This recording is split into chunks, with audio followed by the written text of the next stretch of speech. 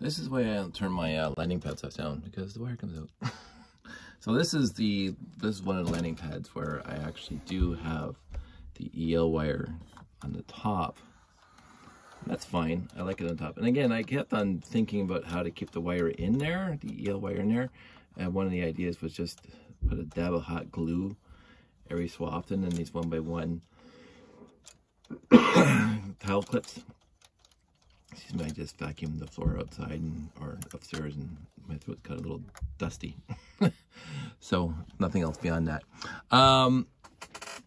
So this is the one landing pad that just sits on top of the Habitat when it's on storage, so that's why I have it here with me.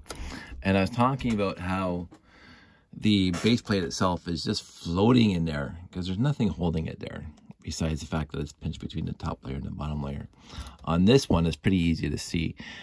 This one doesn't have a huge mess of wires underneath. It just has the 12 wires for the 12 lights, and 2 Rob Hendricks Light Flights basic kits, which are in this little void right here. Let's turn it here so you can see it. This little void right here in the middle. Let me tilt this thing up a little bit so you can see it better. There are 6 rows of Technic beams going from where it joins to the main base over to here. So the 2 outer layers are 2 brick, plate brick. So it's really thick and strong. This one is just the bottom one. The inside is hollow, and that's where I, excuse me, that's where I hid the 2 Life Flight kits. And of course, they're soldered to this guy here, this 2x4 electrical plate. But if you look at the bottom, let me turn this over in the EL where it'll fall out again.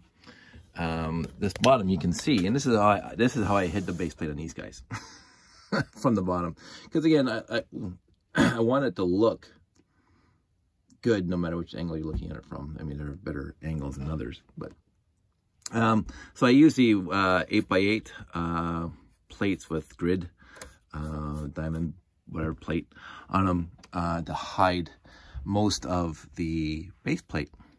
But of course, you can see a little corner sticking out here, and there, and there, and there. So the base plate is sandwiched, and this is where I did originally. So the base plate hits up against these plates here, which is kind of neat. And then of course, I also then under here, I put tiles all the way across, so it can hold up these wing plates. So that it's strong enough. Like you can't push down a lot because there's some flimsy there. But when you have a spaceship on top, and let me just flip it away, the yellow wire stayed in place mostly. Let me find the spaceship. And again, doing this with one hand. Let me just put this down.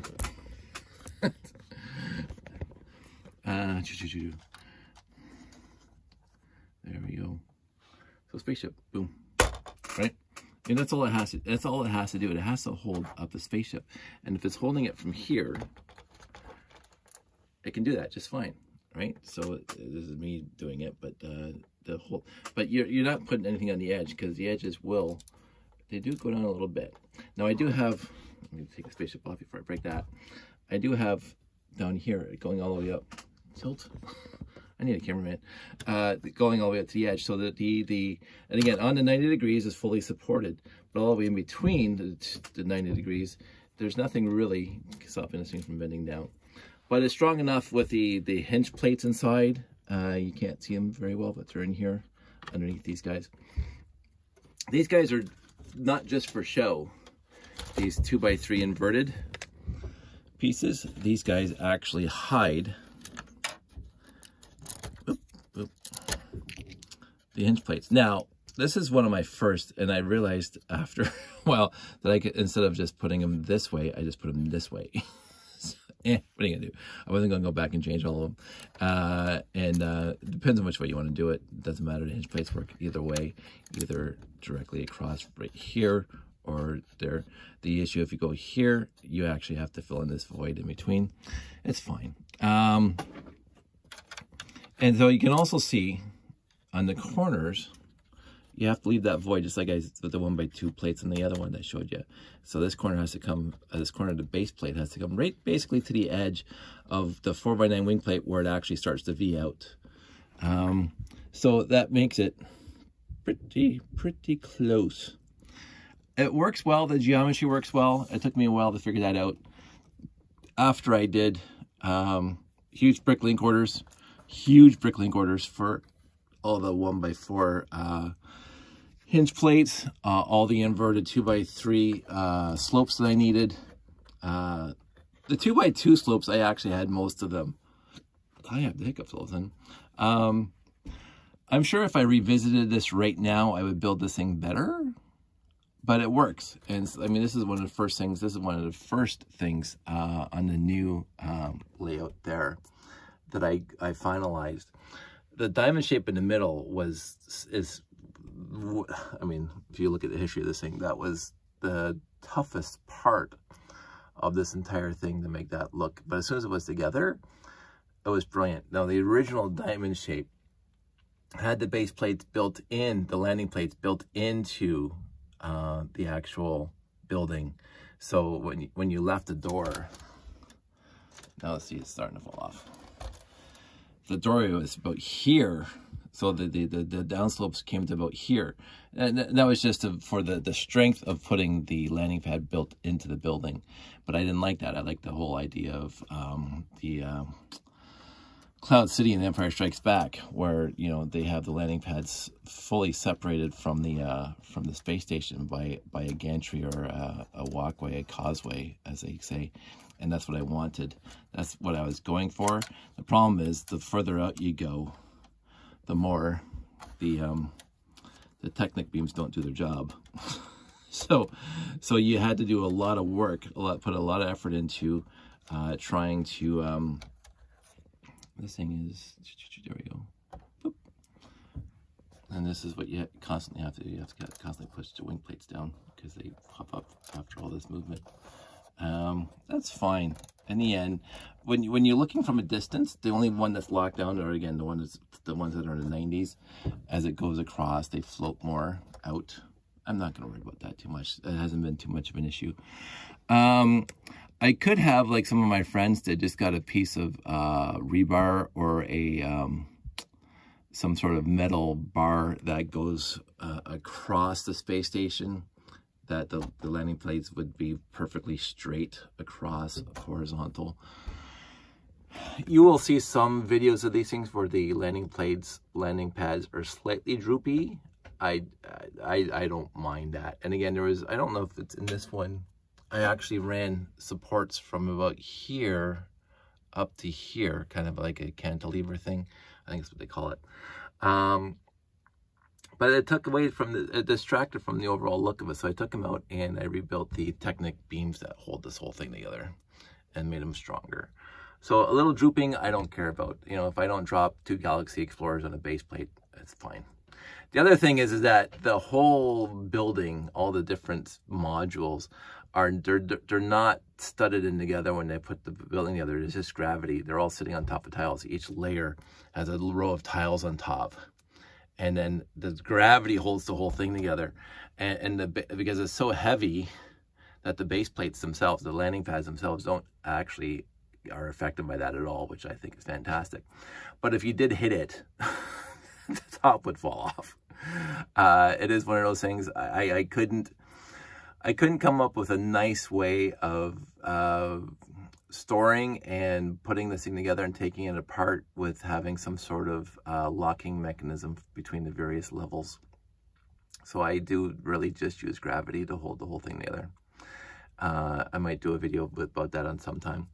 Now, it's not, they are locked in horizontally. I used tiles that are one plate above other tiles, so it can't slide sideways, right? So they're locked in torsionally, I guess I think is the word.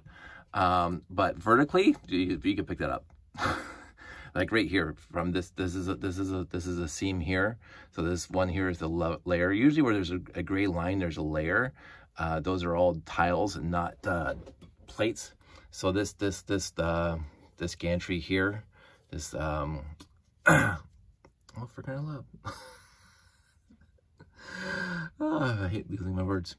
This platform, this train platform, monorail platform, is 1 layer in itself, and then the diamond is 5 layers, 5 levels in the station.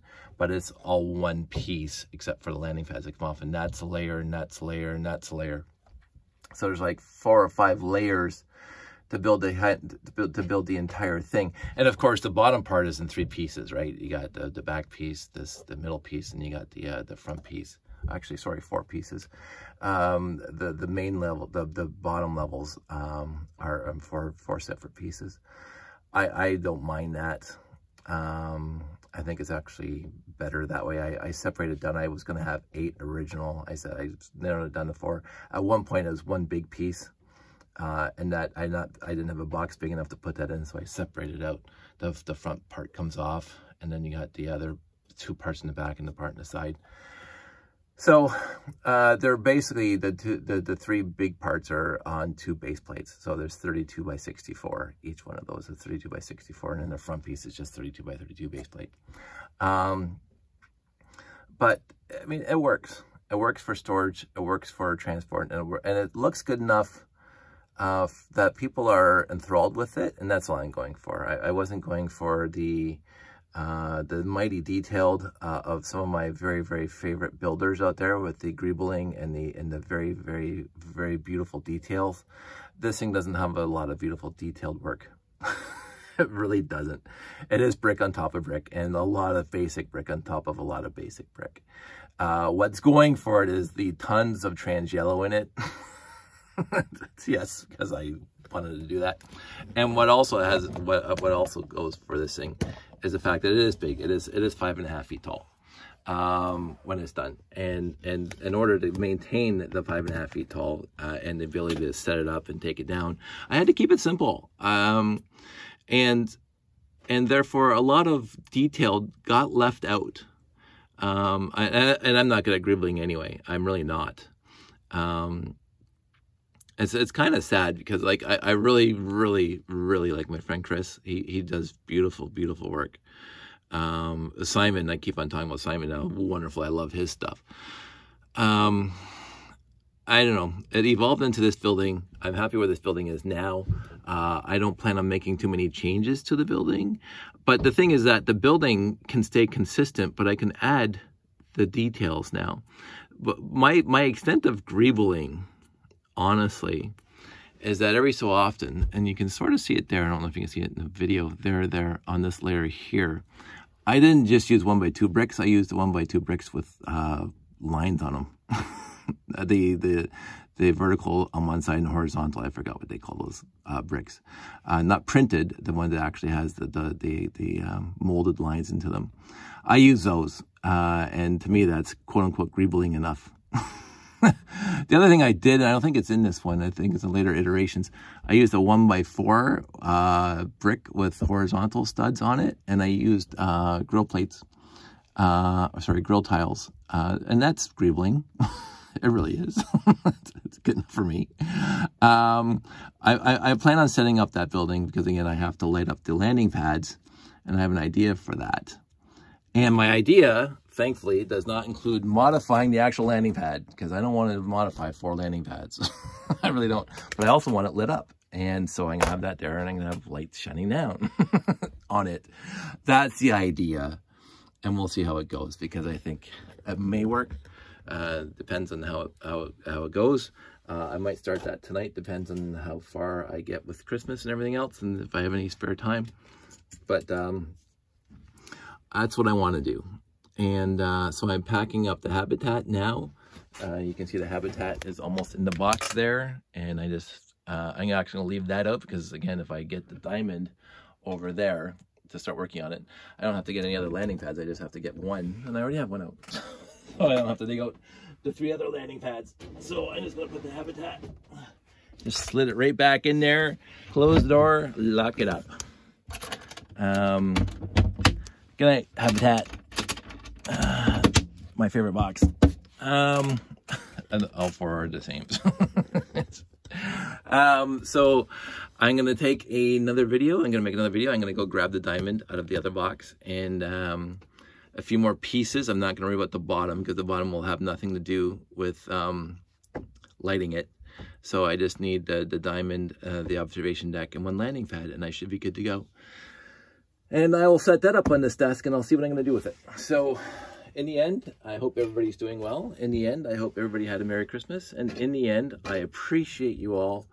Know that I understand that there's a lot of stresses out there this time of year, especially this year.